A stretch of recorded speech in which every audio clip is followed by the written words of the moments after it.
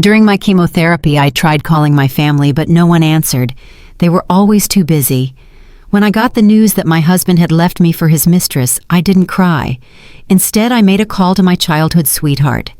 I'm glad to have you here. Follow my story until the end, and comment the city you're watching from so I can see how far my story has reached. The cold plastic chair in the oncology wing had become my second home over the past 4 months. Every Tuesday and Friday, I sat in that same spot by the window, watching the IV drip poison into my veins, in the hope it would kill the cancer faster than it killed me. At 62, I never imagined I'd be spending what might be my final month staring at beige hospital walls while my own family treated me like I'd already died. My phone sat silent in my lap. I'd stopped trying to call after the 3rd week of treatment, but today felt different. Today the loneliness was crushing my chest harder than the tumor ever had. The Keop fog made everything feel distant and surreal, but the ache of abandonment cut through it with crystal clarity. I dialed Sarah's number first, my eldest daughter, the successful lawyer who used to call me every Sunday without fail. The phone rang 6 times before going to voicemail. "Hi, you've reached Sarah Martinez. I'm probably in court or with a client. Leave a message and I'll get back to you as soon as possible." The cheerful professional tone felt like a slap. I hung up without speaking. Next, I tried Michael, my youngest. At 35, he was busy with his own family twin boys who were 7 now. I understood that. I really did. But understanding didn't make the silence hurt less. "Hey, Mom." He answered on the 4th ring, but his voice was distracted. I could hear cartoons playing in the background, the boys arguing over something. "Hi, sweetheart. I'm at the hospital for my treatment today, and I just wanted to hear your voice." "Oh, right. How's it going?" There was no real concern in his voice, just polite obligation. "Listen, Mom, the boys are having a meltdown about lunch and Jessica's at work. Can I call you back later?" Later never came. It never did anymore. I stared at my contact list, my finger hovering over my sister Linda's name. She lived just 20 minutes away, but you'd think it was 20,000 Bielmauers based on how often I saw her. When I first told the family about my diagnosis 6 months ago, she'd hugged me tight and promised she'd be there for whatever I needed. That promise lasted about as long as it took for the reality of cancer to set in. The phone rang once before she picked up. "Myrtle, is everything okay? I'm at chemo," I said simply. "I was hoping maybe you could stop by after your shift. I could really use some company." A pause. "Oh, honey, I wish I could, but Tom's got that work dinner tonight, and I promised I'd make his grandmother's pot roast. You know how he gets about his family recipes." Tom's work dinner, his grandmother's pot roast. Everything was more important than sitting with your sister while she fought for her life. "Maybe this weekend," she added. But we both knew she wouldn't call. The IV bag was nearly empty, which meant I'd been sitting here for almost 3 hours. 3 hours of silence from everyone who was supposed to love me. The nurse, a kind woman named Patricia, who always remembered how I liked my coffee, came over to check my vitals. "No visitors again today?" she asked, gently adjusting the IV line. I shook my head, not trusting my voice. Patricia had been doing this job for 15 years. She'd seen it all. Families who slept in uncomfortable chairs for weeks, spouses who learned to manage feeding tubes, children who rearranged their entire lives around treatment schedules. She'd also seen the patients like me, the ones who fought alone. "Some people don't know how to handle illness," she said softly. "It scares them, so they pull away instead of leaning in." I nodded, but Patricia's kindness only made the abandonment sting worse. A stranger was showing me more compassion than my own children. The worst part wasn't even their absence during treatments. It was how they acted when I did see them, like my cancer was an inconvenience they had to tolerate. Last month at Michael's birthday party for the twins, I'd felt so weak, I had to sit down every few minutes. Jessica, his wife, kept making comments about how I should pace myself and maybe consider resting at home next time. Sarah hadn't even shown up, claiming she had briefs to review, but it was Levi's behavior that cut the deepest. My husband of 35 years had become a stranger since my diagnosis. The man who once brought me coffee in bed every Sunday morning now barely looked at me across the dinner table. He'd moved into the guest bedroom claiming my night sweats and restless sleep were keeping him up. When I asked him to come to my oncologist appointment last week, he said he had a golf game he couldn't cancel. Golf. While his wife learned whether the tumors were shrinking or spreading. I pulled out my phone again and scrolled to his number. Maybe if I called him directly, explained how scared I was, how much I needed him here with me. Levi Automotive, he answered in his professional voice. It's me, I said. I'm at treatment, and I was wondering if you could maybe swing by when you're done with work. We could grab dinner somewhere quiet or just go home and watch a movie together. Silence stretched between us. I could hear the sounds of his garage in the background, pneumatic tools, country music playing on the radio, men laughing about something. Myrtle. I've got 3 cars backed up and Jimmy called in sick again. I'm going to be here until at least 8, maybe 9. We'll talk when I get home. Okay? B. He hung up before I could respond. I sat there holding the phone, staring at the blank screen. We'll talk when I get home. But he never talked when he got home.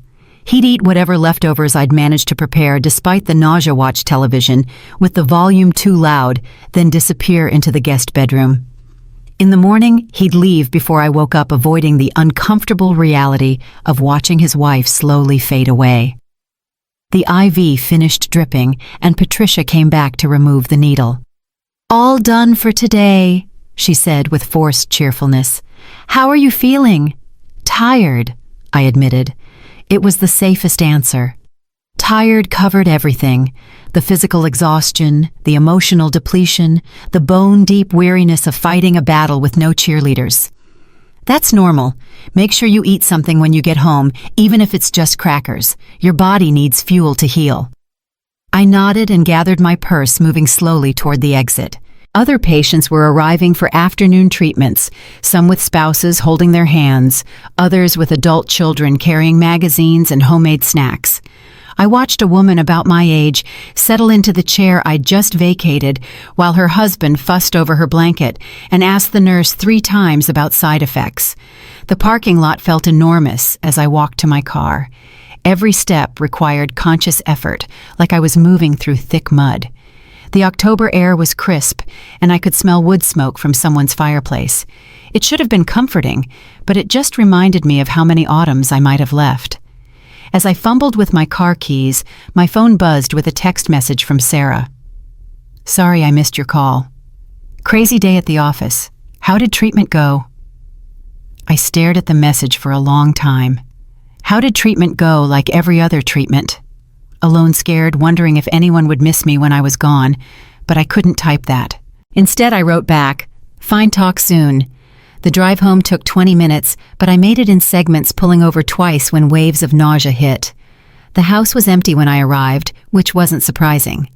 Levi wouldn't be home for hours, and even when he was, the silence would be deafening. I heated up some leftover soup and managed 3 spoonfuls before my stomach rebelled. The kitchen felt too big, too quiet. Every surface held reminders of the life I'd built with Levi, photos of family vacations, the hand towels Sarah had given me last Christmas, a coffee mug Michael made in high school pottery class. Now that life felt like it belonged to someone else, some other version of Myrtle who had been healthy and needed and loved, I was clearing away the barely touched soup when something inside me finally cracked. Maybe it was the accumulation of all those unanswered calls, all those empty chairs beside hospital beds, all those nights sleeping alone while my husband avoided me like I was contagious. Maybe it was simply that a person can only take so much abandonment before something has to break. Whatever it was, I found myself thinking about Mitchell for the first time in months. Mitchell, who used to walk me home from school when we were 15. Mitchell, who wrote me terrible poems that made me laugh until my sides hurt.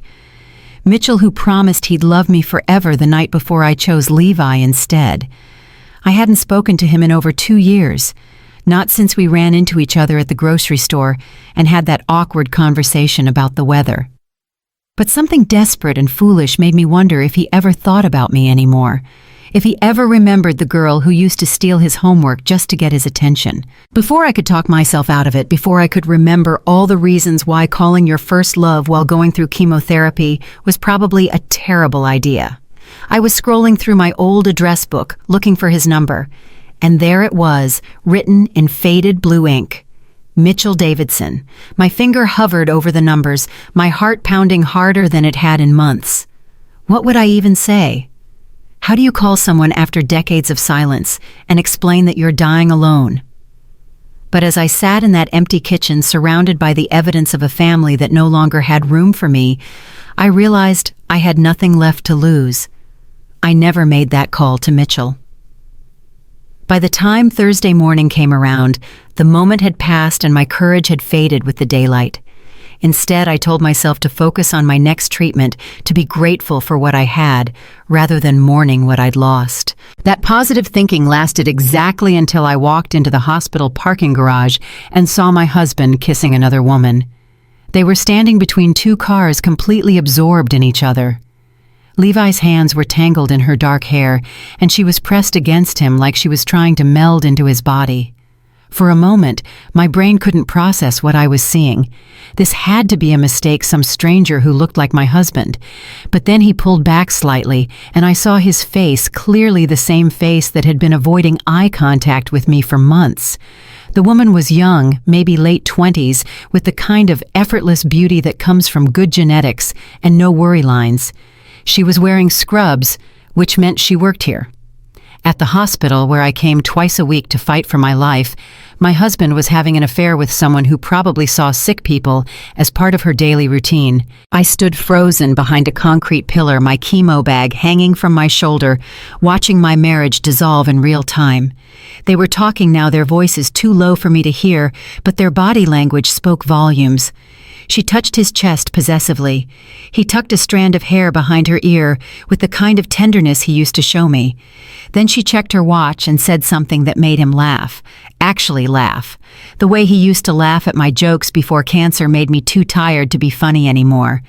She headed toward the hospital entrance while Levi walked in the opposite direction, probably back to his truck that was parked somewhere I couldn't see. I waited until they were both gone before moving again. My legs felt unsteady, but whether that was from the chemo or the shock, I couldn't tell. I made it to the elevator on autopilot, pushed the button for the oncology floor, and tried to pretend my world hadn't just imploded. Patricia was at the nurse's station when I arrived, and she must have seen something in my face because her professional smile immediately shifted to concern. "Mrs. Williams, are you feeling all right? You look pale." I almost laughed at that. Pale was my new normal thanks to the chemicals that were supposed to save my life. But this was a different kind of pale, the kind that comes from seeing your husband betray you in the most vulnerable moment of your life. "I'm fine. I managed, just tired." She didn't look convinced, but she led me to my usual chair anyway. As she was setting up my IV, I found myself studying her face, wondering if she knew. Did the oncology staff gossip about patients' personal lives? Did they know that Bed 7's husband was sleeping with someone who worked 3 floors down? "Patricia," I said suddenly, "do you know a nurse here with dark hair, about 5'4", maybe late 20s? She paused in her preparation. "That describes about half our staff." "Why do you ask?" "No reason. Just thought I recognized someone in the parking garage." I could tell she didn't believe me, but nurses are trained in discretion. She finished connecting my IV and left me alone with my thoughts and the steady drip of medicine that suddenly felt pointless. If Levi was already planning his exit strategy, what was I fighting for? The chance to survive cancer, only to live alone in a house full of memories. The opportunity to grow old with children who couldn't be bothered to return my phone calls. I closed my eyes and tried to remember why this battle had felt important 6 months ago. The treatment took 4 hours, same as always, but this time, instead of the usual mixture of hope and determination, I felt nothing but empty resignation. When Patricia came to disconnect me, I barely acknowledged her cheerful commentary about my blood work looking good. I should have gone straight home, should have confronted Levi, demanded answers, done something to address the elephant that was now trampling through my life. Instead, I found myself driving aimlessly through town, past the high school where Levi and I met in typing class, past the church where we got married, past the first apartment we shared when we were young and stupid, and thought love was enough to overcome anything. Eventually, I ended up at Miller's Diner, the 24-hour place where teenagers went after prom and insomniacs went for pie at 300 in the morning. I ordered coffee I didn't want and sat in a booth by the window watching normal people live their normal lives. That's when I saw her again.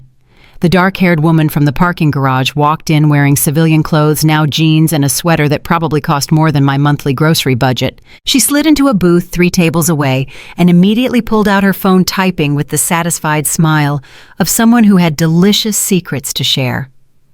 I watched her order a salad and iced tea, watched her check her reflection in her phone's camera, watched her answer a call that made her face light up with joy. When she said, "I love you too," loud enough for half the diner to hear, I knew exactly who was on the other end of that call. My husband telling another woman he loved her, while his wife sat 30 feet away, baldled from chemotherapy and invisible to everyone who was supposed to care about her. I left $20 on the table for a $5 coffee and walked out before I could do something I'd regret. The drive home was a blur of traffic lights and stop signs that all seemed to take forever. By the time I pulled into our driveway, Levi's truck was already there, which meant he'd left work early, probably spent the afternoon with his girlfriend, and was now home to play the beautiful husband. He was in the living room when I walked in, watching a baseball game with a beer in his hand. The picture of domestic normally, except for the lipstick, I could still see faintly on his collar if I looked close enough. "How was treatment?" he asked without looking away from the television. "Fine," I said, testing the word. It tasted like ash in my mouth. "Good. I picked up Chinese food for dinner. It's in the kitchen. Chinese food from the place we used to go on our anniversary every year, until cancer made me too nauseous to enjoy General Tso's chicken." He'd remembered I could usually keep down plain rice and steamed vegetables, which should have felt thoughtful. Instead, it felt like guilt management. I stood there for a moment waiting to see if he'd notice my expression, if he'd ask why I looked like someone had died. But his attention remained fixed on the game, on anything that wasn't his sick wife standing in the doorway of their shared life. "I think I'll just go to bed," I said. "Okay, I'll probably stay up and watch the late game. Try not to wait up." He hadn't waited up for me in months. The guest bedroom had become his permanent residence, and I'd become a stranger in my own house. But now I understood why. Hard to sleep next to someone you're betraying, especially when that someone is fighting for their life. In our bedroom, my bedroom, I suppose. I sat on the edge of the bed and finally allowed myself to feel the full weight of what had happened. The man I'd built my life around, the one I'd chosen over every other possibility, was already planning his exit.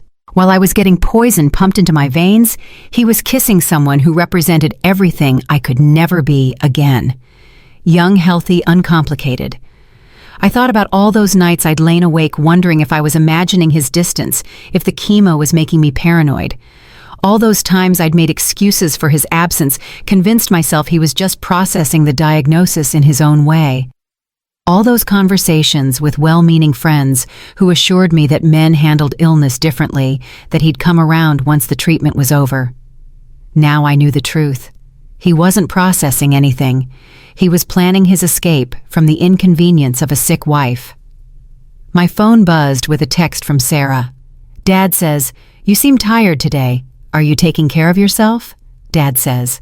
So Levi was concerned enough to mention my condition to our daughter, but not concerned enough to actually stick around and see how I was doing. I stared at the message until the words blurred together, then turned off the phone without responding. The house settled into its evening quiet, punctuated by the sound of Levi's laughter at something on television. Once upon a time, that sound had meant home to me.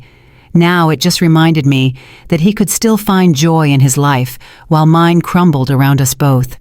I was still sitting there fully dressed and staring at nothing when I heard his footsteps in the hallway. They paused outside our bedroom door, and for one desperate moment, I thought he might knock.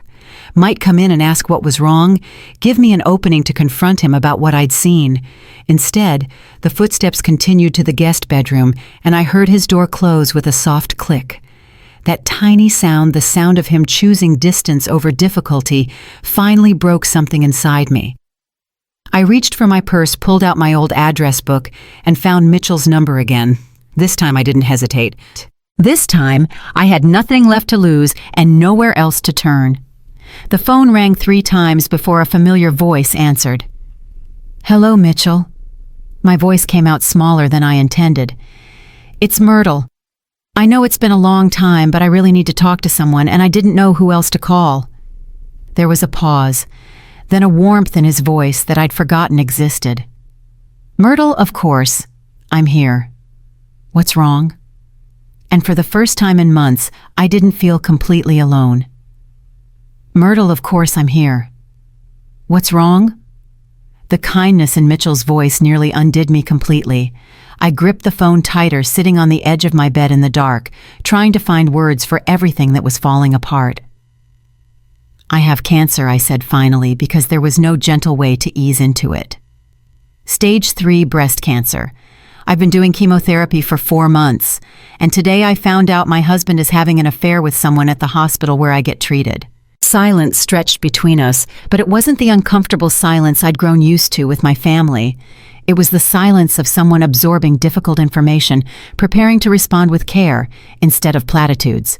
"Jesus, Myrtle, I'm so sorry. How are you holding up?" "I'm not," I admitted. "I'm really not holding up at all. Where is Levi now?" "In the guest bedroom, probably texting his girlfriend. He moved out of our room when I started treatment. Said my night sweats were keeping him awake." The bitterness in my voice surprised me. I'd been swallowing that resentment for months, but saying it out loud to Mitchell made it sound as pathetic as it actually was. "Son of a bitch," Mitchell said quietly, and I found myself almost smiling despite everything. Mitchell had never been one to mince words, even back in high school. "How long has this been going on?" "The affair, I don't know. I only saw them together today, but he's been pulling away since my diagnosis, so maybe months. Maybe since the beginning." I took a shaky breath. My kids don't call anymore either. Everyone's too busy, too uncomfortable, too something. I sit through chemotherapy alone while other people's families bring them homemade cookies and magazines. "That's not right, Myrtle. That's not how family is supposed to work." I laughed, but there was no humor in it. Apparently, I had the wrong idea about a lot of things. "Tell me about the treatment. What's the prognosis?" It was such a relief to have someone ask direct questions instead of dancing around the subject. "The tumors are responding to chemo, but slowly. My oncologist says if we can shrink them enough, surgery might be an option." "But there's a complication." I paused, not sure how to explain the latest devastating news. "I need a bone marrow transplant soon. The chemotherapy has damaged my bone marrow more than expected, and my blood counts are getting dangerously low." "What does that mean exactly?" "It means I need a donor. Family members are usually the best matches, so I asked everyone to get tested." My voice caught. Sarah said she's too busy with a big case. Michael said he'd think about it, but that was 3 weeks ago. Linda said she's afraid of needles, and maybe someone else could do it instead. The silence on Mitchell's end was different now, heavier. "They won't even get tested." His voice was tight with controlled anger. "Levi got tested, but he's not a match, which is probably for the best anyway, considering he's planning his exit strategy." I wiped my eyes with the back of my hand. "The doctors put me on a donor registry, but the waiting list is long and my blood type is uncommon. They said it could take months to find a match, and I don't have months. What happens if you don't find a donor?" I closed my eyes. "Then the cancer wins." Mitchell was quiet for a long moment. When he spoke again, his voice was steady and determined. "Where do I go to get tested?" What I wasn't sure I'd heard him correctly. "To get tested as a donor." "Where do I go, Mitchell? You don't have to." "Yes, I do. Give me the information." Something warm unfurled in my chest for the first time in months. "It's a simple blood test. Any hospital can do it. They check tissue compatibility and a bunch of other factors, but the chances of you being a match are slim. Even siblings are only about a 25% match rate. I'll take those odds. What's your doctor's name? I'll call first thing Monday morning." I gave him Dr. Brennan's information, spelling everything twice because my hands were shaking. "Mitchell, this is a big deal. The donation process is complicated and uncomfortable, and there are risks." "Myrtle." His voice was gentle, but firm. "You called me because you needed help. Let me help." "Why?" I whispered. "Why would you do this for me?" We haven't even talked in years." Another pause. "Do you remember senior year when I got mono and missed 6 weeks of school?" I frowned, not sure where he was going with this. "Yes." "You were so sick you couldn't even come to prom. Do you remember what you did?" The memory came flooding back. I'd stop by his house every day after school, bringing him homework assignments and updates on everything he was missing. When he was too weak to eat, I'd made him soup. When he was bored and restless, I'd sit by his bed and read to him from our English assignments. That was different. I said we were dating then. No Myrtle. That was you being the kind of person who shows up when people need you. The kind of person who doesn't abandon someone when things get difficult. His voice grew softer. "I've thought about you a lot over the years. Wondered how you were. Hoped you were happy. Finding out that the people who should be taking care of you are letting you down. Well, that doesn't surprise me as much as it should." "What do you mean?" "I mean, I always knew you deserved better than Levi Williams. Even back in high school, he was selfish. I just hoped he'd grown out of it." I felt tears sliding down my cheeks. "I chose him, Mitchell. I chose him over you. And now look where it got me. Hey, none of this is your fault. Not the cancer, not his affair, not your family's selfishness. Sometimes life just deals you a shitty hand." We talked for another hour. Mitchell told me about his life, how he'd become a teacher, married a woman named Ellen who died 5 years ago from a heart attack, never had children. He'd been living alone in the same small town where we'd grown up, about 3 hours away from where I was now. "I retired early," he said. "Ellen's life insurance was substantial, and I'd saved enough to be comfortable. I spend most of my time reading, working in my garden, volunteering at the animal shelter. It's a quiet life, but it's peaceful." "It sounds nice," I said, and meant it. There was something appealing about a quiet, peaceful life after months of chaos and fear. "What about you? Besides the obvious, how have you been spending your time?" I almost laughed. "Sitting in chemotherapy chairs, mostly sleeping off the side effects, trying to keep food down, being ignored by my family." I paused. "I used to garden too. Had a whole vegetable patch behind the house, but I haven't had the energy this year." "What did you grow?" "Tomatoes, mostly green beans, cucumbers, herbs. I made the best marinara sauce from scratch." I found myself smiling at the memory. "Levi used to say it was better than his mother's, which was high praise, because that woman guarded her recipe like a state secret." "I bet it was amazing.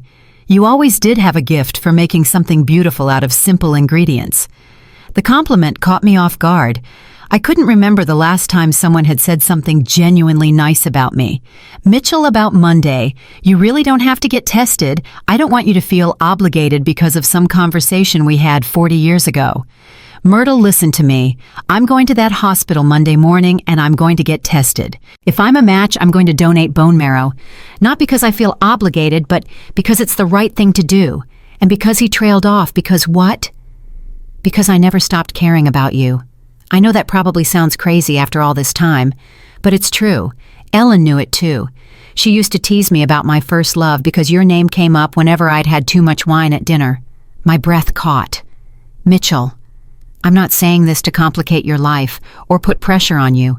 I'm saying it so you understand that helping you isn't a burden or a favor. It's something I want to do. After we hung up, I sat in the darkness for a long time processing everything that had changed in a single phone call. For the first time since my diagnosis, I felt something that wasn't despair or fear. I felt hope. The next morning, Levi left for work without saying goodbye, same as always. But instead of lying in bed feeling sorry for myself, I got up and made coffee. Real coffee, not the weak tea I'd been forcing down for weeks. I even managed to eat half a piece of toast without feeling nauseous. I was sitting at the kitchen table actually reading the newspaper instead of just staring at it when my phone rang. Sarah's name appeared on the screen. "Hi, Mom. Dad said you seemed really upset yesterday." "Are you okay?" Dad said. There it was again. Levi positioning himself as the concerned husband while avoiding any actual contact with his dying wife. "I'm fine," I said. But my voice lacked the usual defeated tone it had carried for months. "Are you sure you sound different?" "I am different, Sarah. I've decided to stop waiting for other people to care about my life and start taking care of myself instead. What does that mean? I looked out the kitchen window at my neglected garden, already planning what I'd plant next spring if I was lucky enough to see it. It means I'm going to fight this cancer with or without help from my family, and I'm going to be just fine either way. Sarah was quiet for a moment. Mom, if this is about the bone marrow testing, I really am swamped at work right now, but maybe in a few weeks. Don't worry about it. I interrupted. I found a donor. Really? From the registry? No, from someone who actually gives a damn whether I live or die. I hung up before she could respond. For the first time in months, I felt like I was in control of something, even if it was just the conversation. The weekend passed slowly, but instead of dreading Monday's treatment, I found myself looking forward to it. Not because I enjoyed being poisoned twice a week, but because I'd have something to tell Dr. Brennan. I'd have a possible solution instead of just another problem. Monday morning arrived gray and drizzling, but I got dressed with more care than I'd taken in weeks. I even put on lipstick, which felt like an act of rebellion against the cancer that had been stealing pieces of me for months. At the hospital, Patricia noticed the change immediately. "You look better today, Mrs. Williams, more energetic." "I feel better. I think I might have found a bone marrow donor." Her face lit up. "That's wonderful news. Family member, no, an old friend." I settled into my usual chair, but today it felt less like a prison sentence and more like a temporary inconvenience. "He's getting tested today, actually." "Well, fingers crossed. Dr. Brennan will be thrilled to hear you've got a potential donor lined up." As the IV started its slow drip, I found myself thinking about Mitchell driving to his local hospital, answering questions about his medical history, rolling up his sleeve for blood work. The image filled me with a warmth that had nothing to do with the heated blanket Patricia had draped over my shoulders. For the first time since my diagnosis, I wasn't fighting alone.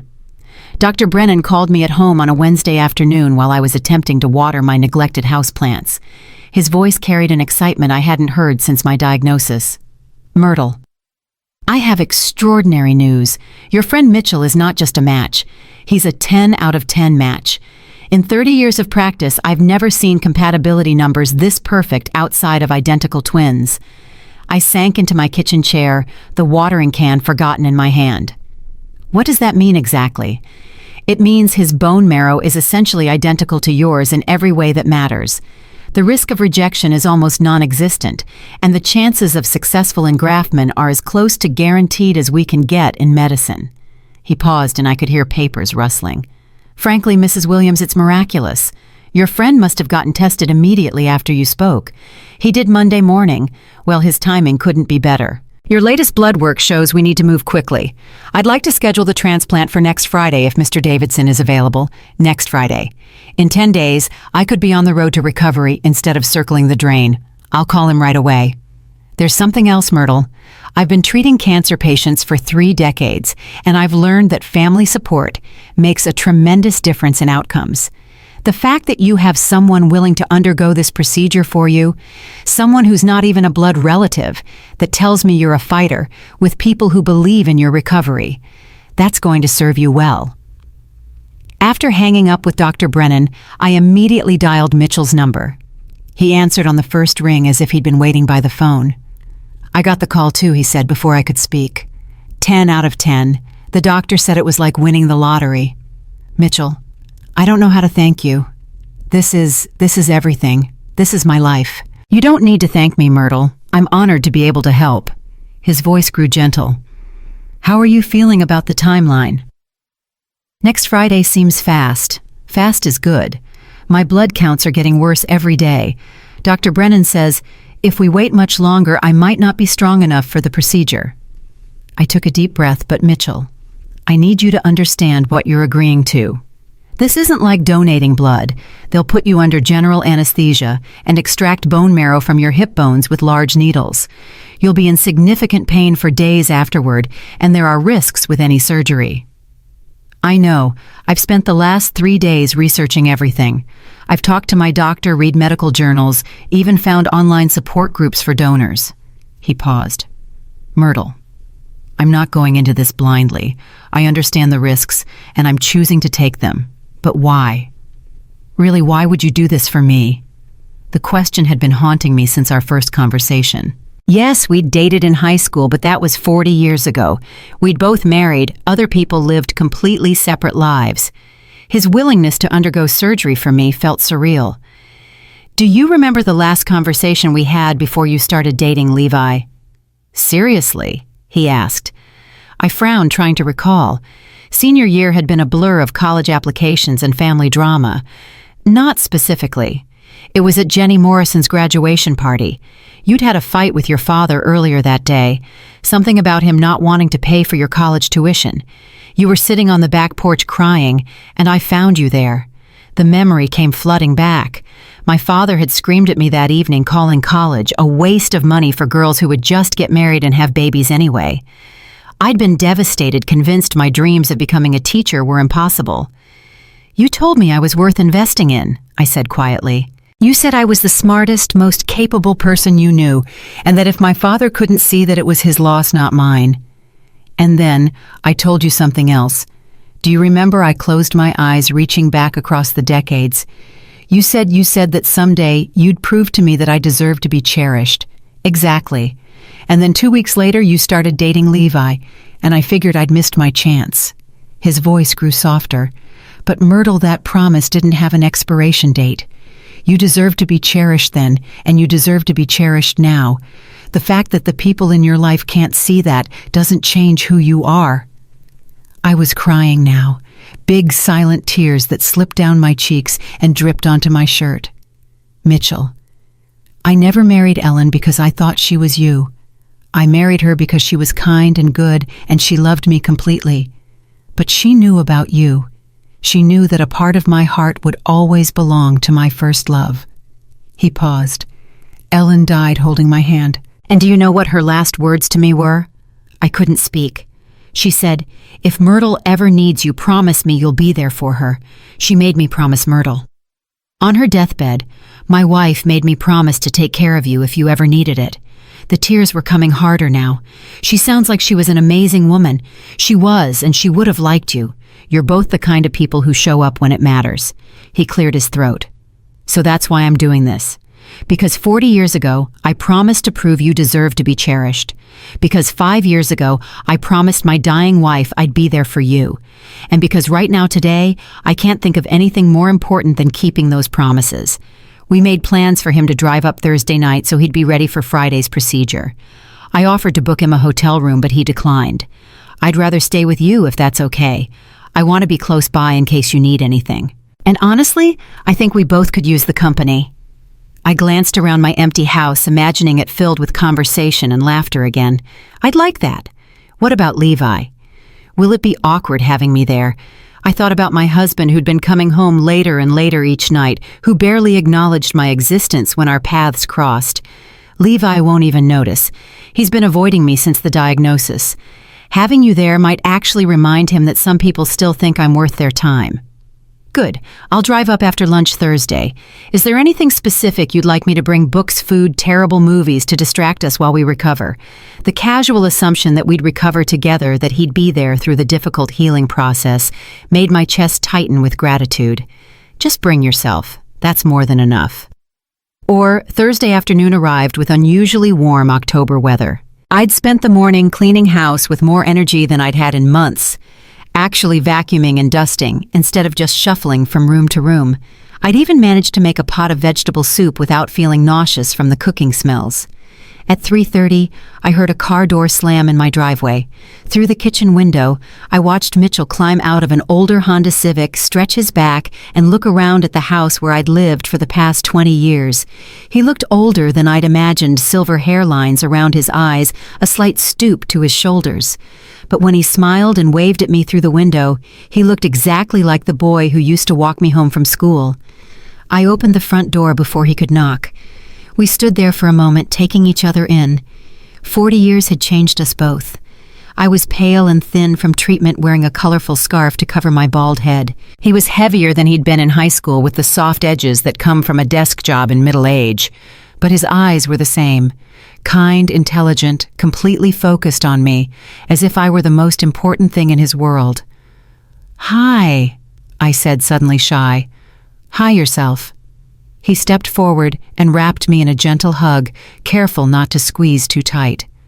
"How are you holding up?" "Better now that you're here." He pulled back and studied my face with concern. "You're too thin. Have you been eating some—" "The nausea makes it difficult, but I managed soup today." "Good. I brought groceries. All the things I remember you liking, plus some stuff that's supposed to be easy on the stomach during treatment." He gestured toward his car. "Help me carry things in." For the next hour, we moved his belongings into the guest room and unpacked enough food to feed a small army. Mitchell had remembered my weakness for chocolate chip cookies and brought a dozen homemade ones. He'd also brought fresh ginger for tea, bland crackers, applesauce, and all the ingredients for chicken soup. "You didn't have to do all this," I said as we organized the refrigerator. "Yes, I did.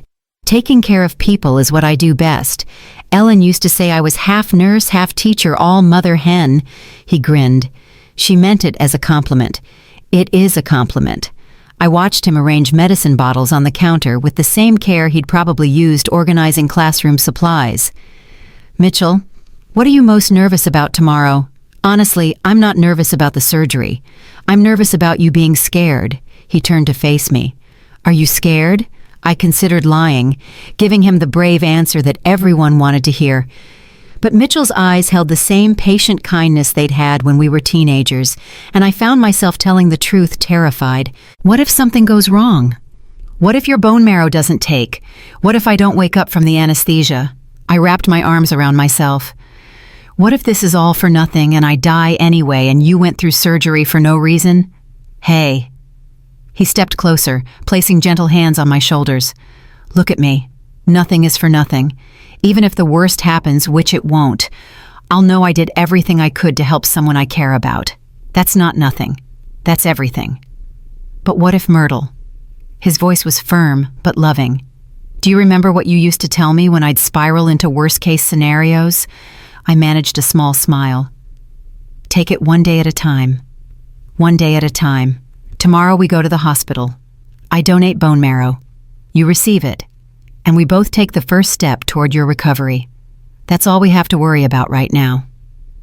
That evening, we sat on my back porch sharing Chinese takeout and watching the sunset behind my overgrown garden. Mitchell told me stories about his students, his volunteer work at the animal shelter, the novel he'd been trying to write for the past 10 years. I found myself laughing for the first time in months. "What's the novel about?" I asked, a man who gets a second chance to make things right with the woman he should have fought harder to keep. He glanced at me sideways. Ellen always said it was too obviously autobiographical to be any good. Maybe that's what makes it worth reading.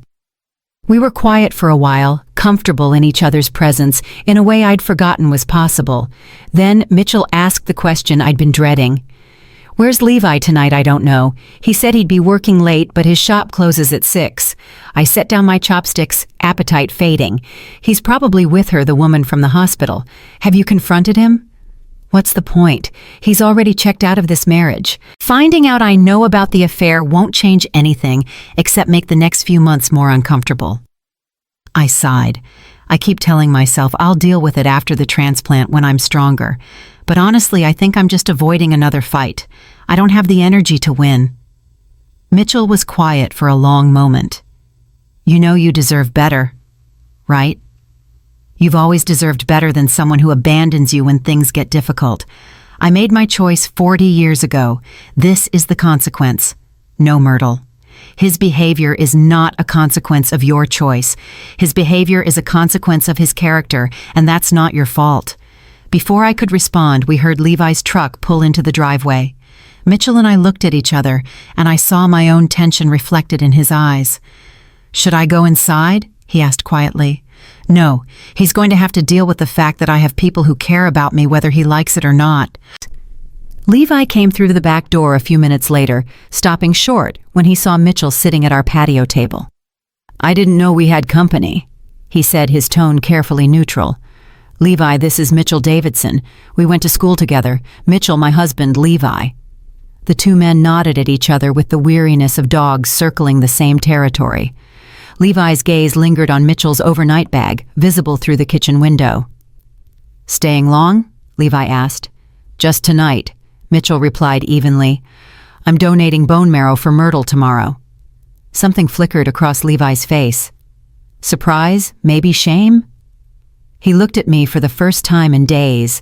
I thought the family wasn't compatible. They weren't tested, I said quietly. Mitchell volunteered.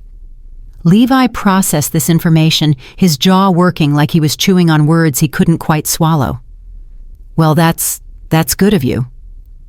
It's the least I can do, Mitchell said. And though his tone remained polite, there was steel underneath it. Myrtle's lucky to have people who want to see her get well. The implication hung in the air like smoke. Levi's face darkened, but he didn't take the bait. I'll let you two catch up, he said instead. I'm going to grab a shower and head to bed. Early morning tomorrow. He disappeared into the house, leaving Mitchell and me alone with the weight of everything unsaid. I'm sorry, I murmured. This is awkward. Don't apologize for his bad behavior. Mitchell reached across the table and squeezed my hand. You ready to get some rest, big day tomorrow? As we cleaned up the dinner dishes, I found myself looking forward to the next morning, for the first time since my diagnosis. Not because I was excited about surgery, but because I wouldn't be facing it alone. For the first time in months, I had someone in my corner who was fighting as hard as I was for my life to continue. The alarm went off at 5:30 Friday morning, but I was already awake. I'd been lying there for an hour, listening to Mitchell's soft snoring from the guest room and the familiar sounds of Levi getting ready for work in the master bathroom. The normalcy of it felt surreal, given that this was the day that would determine whether I lived or died. Mitchell appeared in the kitchen doorway as I was making coffee, already dressed, in the comfortable clothes the hospital had recommended for his procedure. His hair was still messy from sleep, and there were pillow creases on his cheek, but his eyes were alert and calm. How did you sleep? He asked, accepting the mug I offered him. I didn't really. You like a baby. I always sleep well when I know I'm about to do something important. He took a sip of coffee and studied my face. How are you feeling? Nervous, excited, terrified, all of the above. I wrapped my hands around my own mug, grateful for the warmth. Mitchell, I keep thinking about what you said yesterday about Ellen making you promise to take care of me. Do you think she knew this day would come? He was quiet for a moment. Considering Ellen was a nurse for 30 years before she retired, she understood better than most people how illness can isolate you, how families sometimes fall apart under the pressure. He set down his mug and looked directly at me. I think she knew that if you ever needed help, it would probably be because everyone else had let you down. She sounds like she was very wise. She was, and she would have loved watching you fight this battle. Ellen always admired strong women. He smiled softly. She would have been proud of me for keeping my promise. Levi came downstairs at 6:15, moving through the kitchen with the efficient silence of someone avoiding conversation. He poured coffee into a travel mug and grabbed his keys from the counter, barely acknowledging our presence. Good luck today, he said to me without making eye contact. I'll try to stop by the hospital later if I can get away from work. He was gone before either Mitchell or I could respond, leaving behind the lingering scent of his aftershave and the uncomfortable silence of a man fleeing his responsibilities. Try to stop by, Mitchell repeated quietly. Jesus Christ. It's fine, I said automatically, though we both knew it wasn't fine at all. He doesn't handle medical stuff well, never has. Mitchell looked like he wanted to say something harsh about my husband's character, but he held his tongue. Instead, he squeezed my shoulder gently. His loss. He's missing the chance to see his wife be incredibly brave. We arrived at the hospital at 7:30 for our 800 procedures. Dr. Brennan met us in the pre-op area looking more excited than I'd ever seen him. I have to tell you both, I barely slept last night thinking about this transplant. The compatibility numbers are so extraordinary that I've already contacted several medical journals about documenting the case. He turned to Mitchell. Mr. Davidson, your generosity is remarkable. I hope you understand how rare it is for someone to undergo this procedure for a non-family member. Myrtle is family, Mitchell said simply, just not the kind that shares DNA. Dr. Brennan smiled at that. Well, after today, you'll be sharing something much more intimate than DNA. Your bone marrow will be keeping her alive. They took Mitchell first, wheeling him away with a confidence that made the whole process seem routine. I watched until the elevator doors closed, then spent the next 3 hours in a pre-op room trying to read magazines and pretend I wasn't terrified. Patricia stopped by around 10:30 to check on me. "How are you holding up, sweetie?" "I keep thinking about all the things that could go wrong," I admitted. "What if his bone marrow doesn't engraft? What if my body rejects it? What if the surgery is too hard on him?" "Honey, I've been working in oncology for 18 years, and I've seen a lot of bone marrow transplants. The compatibility numbers Dr. Brennan showed me for you and Mitchell are the best I've ever seen. Your body is going to welcome his bone marrow like it's coming home." "How can you be so sure?" Patricia sat down in the chair beside my bed. "Because sometimes when people are meant to help each other, everything just aligns perfectly. Your friend Mitchell showing up exactly when you needed him most, being a perfect match, being willing to undergo surgery for you. That's not coincidence. That's meant to be." At 11:15, Dr. Brennan appeared with news that Mitchell's procedure had gone flawlessly. "We extracted more than enough healthy bone marrow, and he's already awake and asking about you. We'll start your infusion as soon as you're under anesthesia." "Can I see him first?" "Briefly, he's in recovery, but he insisted on staying awake until he could talk to you." They wheeled me down the hall to a small recovery room where Mitchell was lying on his side looking pale but alert. When he saw me, his face broke into a tired smile. "Hey there, how are you feeling? I should be asking you that. You're the one who just had surgery." "I'm fine. Sore but fine." He reached out and took my hand. "Myrtle, I want you to know something. Whatever happens in there, I'm proud of you. You fought this disease with more courage than anyone should have to have, and regardless of how today goes, you're already a winner." I felt tears prick my eyes. "Mitchell, no. Let me finish. I also want you to know that doing this for you has been one of the most meaningful experiences of my life. Thank you for giving me the chance to help. Thank you for being willing to help." He squeezed my hand. "I'll be right here when you wake up. I promise." The next thing I remembered was coming to in a hospital bed with Mitchell sitting beside me looking considerably more alert than he had in recovery. Afternoon sunlight was streaming through the windows, which meant I'd been unconscious for hours. "Welcome back," he said softly. "How do you feel?" I took inventory. Tired, definitely sore in places I couldn't quite identify. But there was something else, something I couldn't name. "Different," I said finally. "I feel different." Dr. Brennan said the infusion went perfectly. Your body started accepting the new bone marrow almost immediately. Mitchell's eyes were bright with unshed tears. "Myrtle, you're going to be okay. We did it." Over the next week, Mitchell barely left my side. The hospital had given him a cot in my room since he was recovering from surgery too, and we spent our days reading, talking, and watching terrible daytime television. He helped me walk the halls when I was strong enough, celebrated with me when my blood count started improving, and held my hand during the moments when the uncertainty became overwhelming. Levi visited twice. Both times he stayed less than an hour making awkward small talk while Mitchell pretended to sleep on his cot. During his second visit, he brought flowers, grocery store carnations that looked like an afterthought.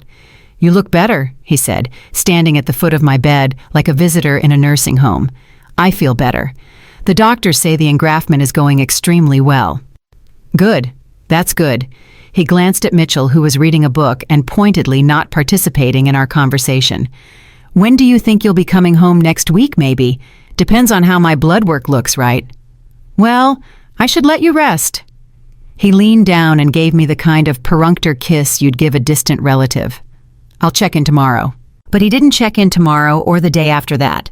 By contrast, my phone rang constantly with calls from Mitchell's friends' former teaching colleagues who wanted updates, neighbors who offered to bring meals when we got home, even some of his former students who'd heard about what he was doing and wanted to send their well wishes. "You have wonderful friends," I told him, after a particularly sweet call from a woman named Dorothy who taught kindergarten with him for 20 years. "They're your friends too," he said matter-of-factly. "Anyone who cares about me is going to care about you. Is that how it works?"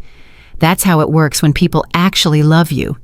The comment was casual, but it hit me like a physical blow. Mitchell had said he loved me. present tense, not past tense, not I used to love you, or I'll always have feelings for you, but people actually love you as if it were a simple fact, like saying the sky was blue or water was wet. Mitchell, I said carefully. What are we doing here? He looked up from his book, meeting my gaze directly.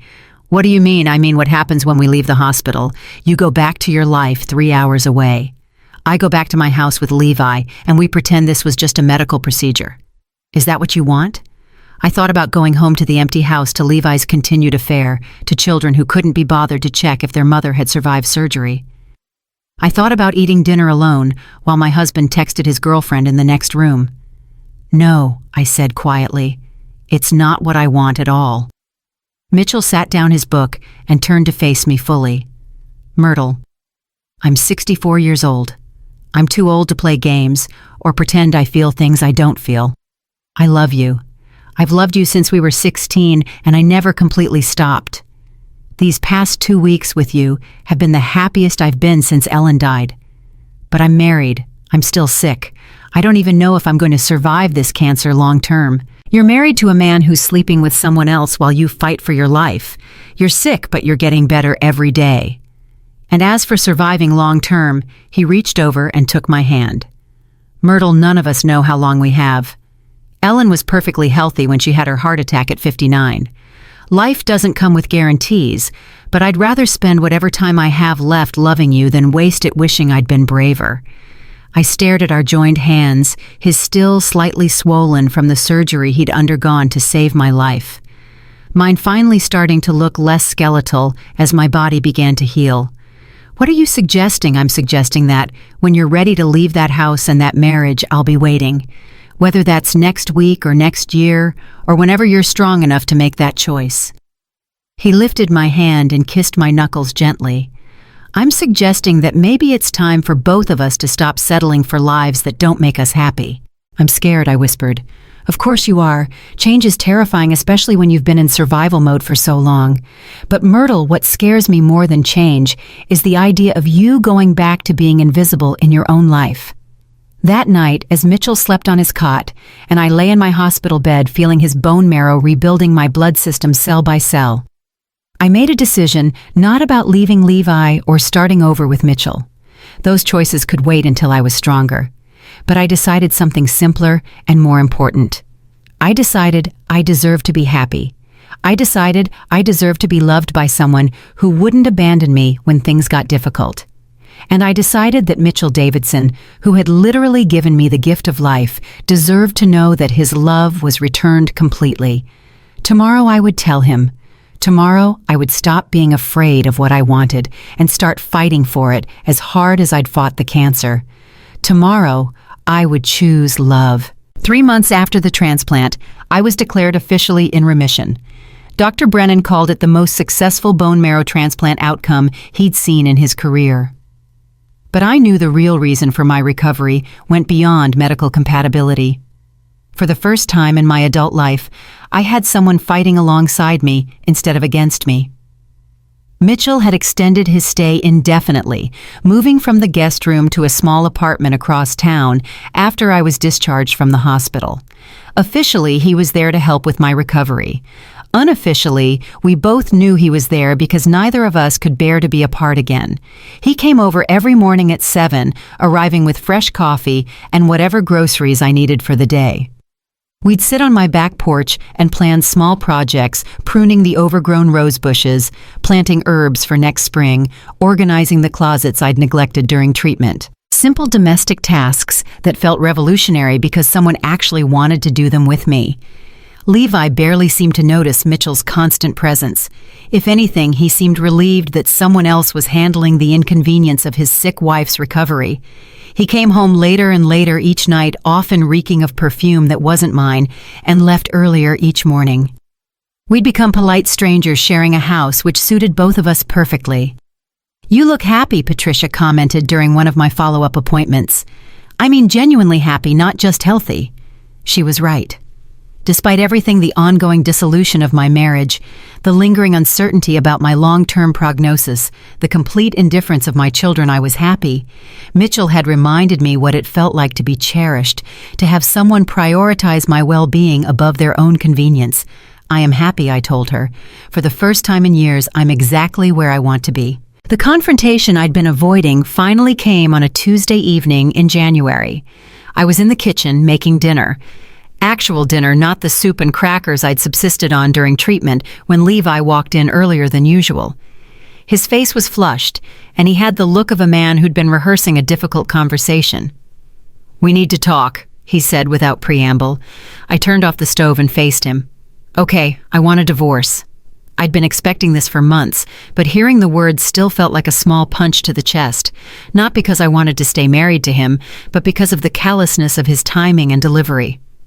"All right," I said calmly. "When?" He blinked clearly, expecting more of a reaction. "When? What? When do you want to start the process? I assume you have a lawyer already lined up. Yes, I've spoken to someone." He shifted uncomfortably.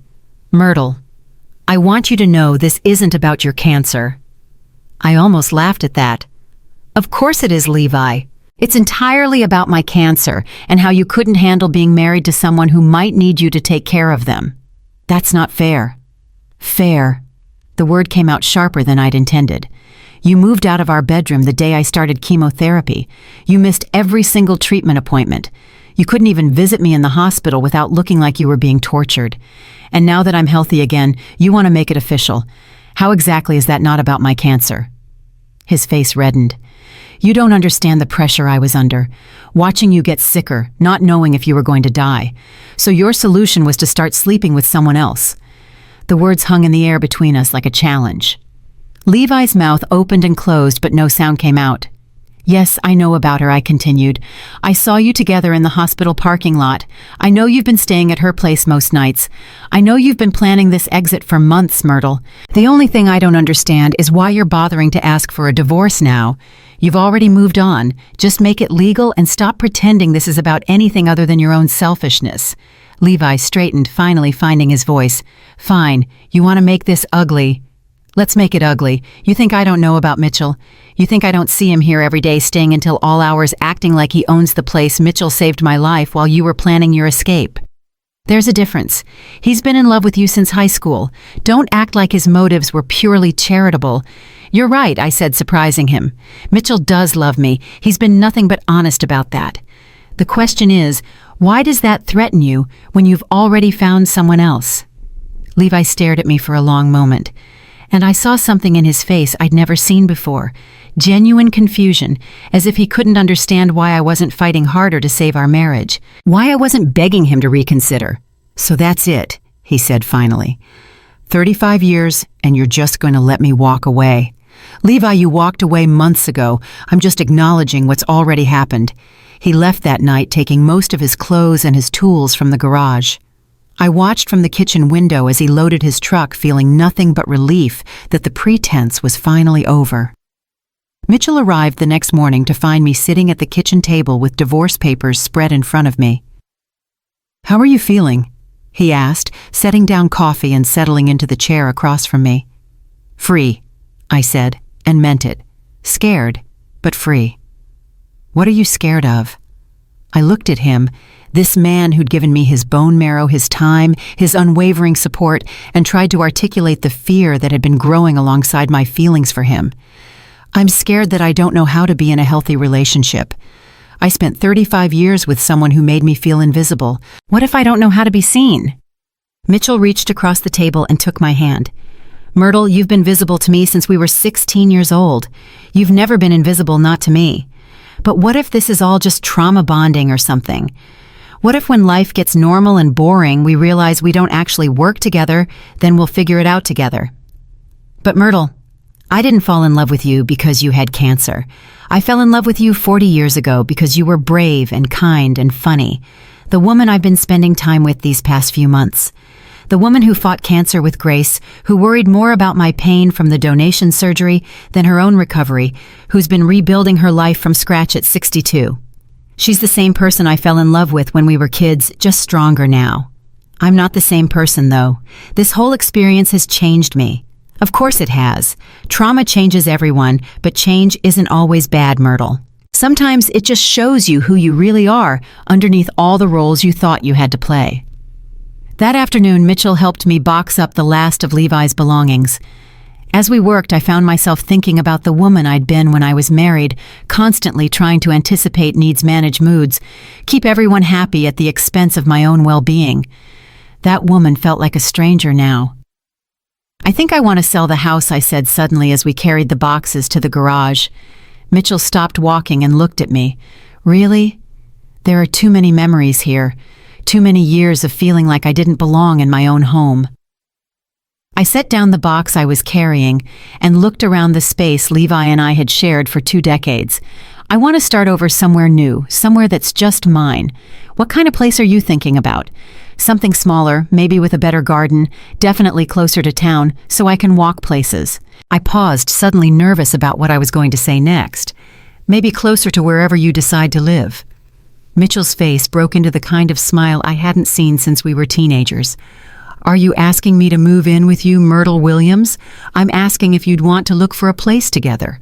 When I'm ready, when the divorce is final, and I've figured out who I am as a single person." I took a deep breath.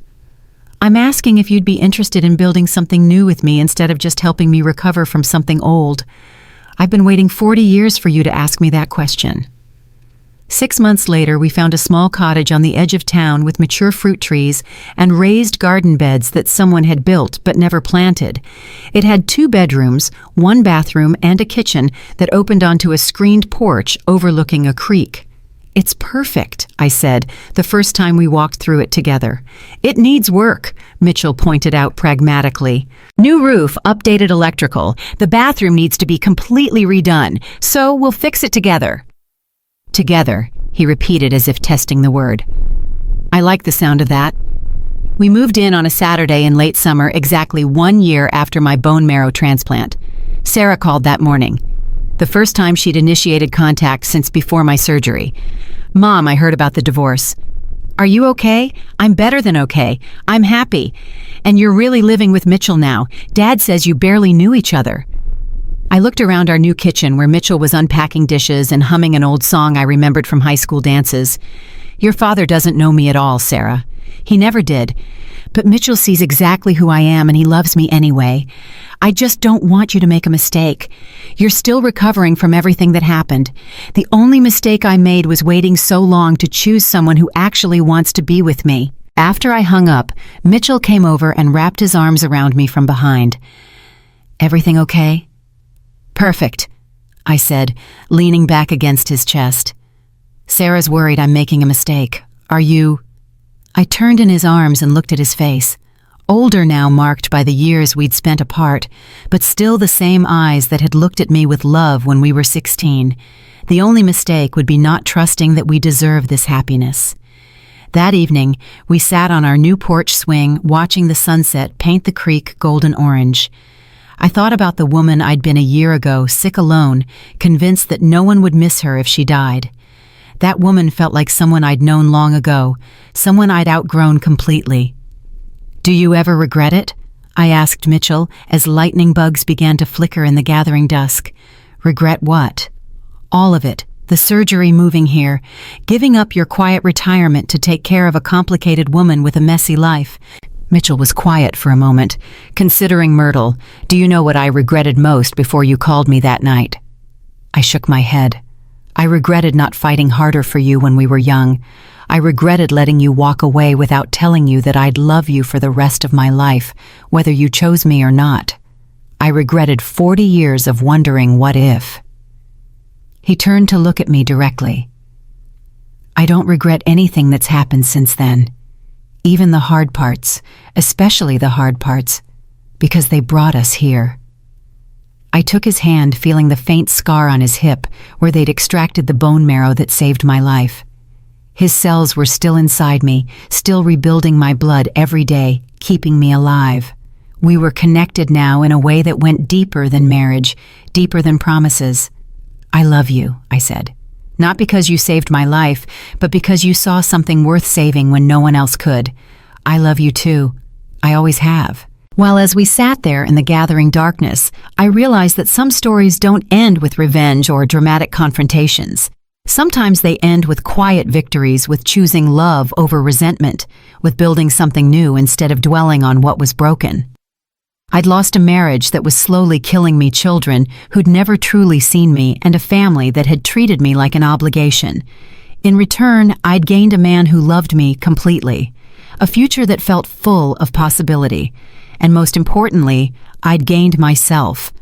The woman sitting on that porch swing was someone I'd never been before, someone who knew her own worth, someone who refused to settle, someone who understood that love wasn't supposed to feel like work.